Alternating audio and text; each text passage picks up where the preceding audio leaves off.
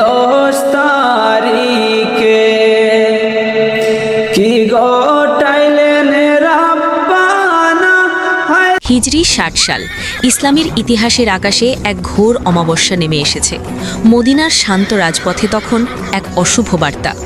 Umayya শাসক Yazid বিন মুয়াবিয়া নিজেকে মুসলিম জাহানের খলিফা ঘোষণা করে নবীর আদরের দৌহিত্র হজরত ইমাম হোসেন রাদিয়াল্লাহুয়ের সমর্থন বা বায়াত দাবি করেছে। কিন্তু ইমাম হোসেন জানতেন ইয়াজিদ কেবল একজন শাসক নয়, সে ইসলামের মূল আদর্শ বিনাশকারী এক পাপাচারী। তিনি দৃপ্ত কণ্ঠে জানিয়ে দিলেন, আমার মতো ব্যক্তি ইয়াজিদের মতো ব্যক্তির হাতে হাত দিতে পারে না। শুরু হলো এক মহাকাব্যিক লড়াইয়ের প্রস্তুতি, যা ক্ষমতার জন্য নয় বরং সত্য ও ন্যায়ের জন্য।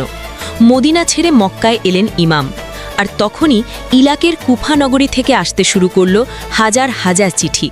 কুফাবাসীরা কাঁদছিল, তারা জুলুম থেকে মুক্তি চেয়ে ইমামকে তাদের নেতা হিসেবে বরণ করার প্রতিশ্রুতি দিচ্ছিল। নবী পরিবারের প্রতি ভালোবাসার টানে এবং সত্য প্রতিষ্ঠার দায়ে ইমাম হোসেন তার পরিবার, নারী ও শিশুদের নিয়ে কুফার উদ্দেশ্যে রওনা হলেন। কিন্তু কুফায় পৌঁছানোর আগেই তিনি খবর পেলেন চরম বিশ্বাসঘাতকতার।